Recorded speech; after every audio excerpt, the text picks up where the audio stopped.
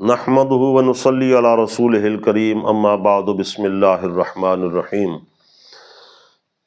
پیارے دوستوں اور بھائیوں، ہمارے معاشرے اور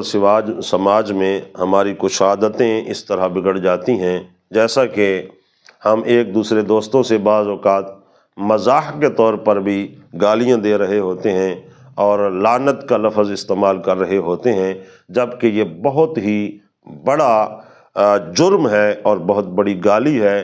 لعنت کرنا اللہ کے نبی صلی اللہ علیہ وسلم نے اس کو سختی کے ساتھ منع فرمایا ہے۔ اس لیے اگر بچوں میں، دوست احباب میں کہیں آپ دیکھتے ہیں کہ کسی کو یہ جملہ بولنے کی عادت ہے تو لازمی اس کی تردید کیجئے اور اس کو روکیے، کیونکہ یہ اللہ تعالیٰ کے غیظ و غضب کو دعوت دیتا ہے۔ جس طرح کہ اس حدیث پاک میں اللہ کے نبی صلی اللہ علیہ وسلم فرماتے ہیں،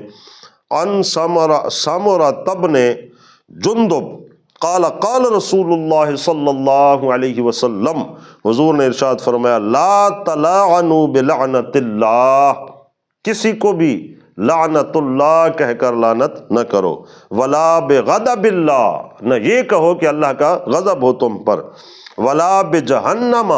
اور نہ یہ لفظ کہو کہ تم جہنمی ہو یا تم جہنم میں جاؤ۔ یہ ایسی باتیں ہیں جن سے اللہ کے نبی صلی اللہ علیہ وسلم نے منع فرمایا ہے، اور ہمارے اسلام کا تقاضا بھی یہی ہے۔ جس طرح اوپر حدیث پاک میں آیا ہے کہ اسلام کا حسن یہ ہے کہ سب نامناسب اور لا ينبغی چیزوں سے آدمی بچے اور اپنے اخلاق کو بہتر کرے، تو اس لیے ان تمام چیزوں سے بچنا چاہیے اور دوسروں کو بھی بچنے کی ترغیب دینی چاہیے۔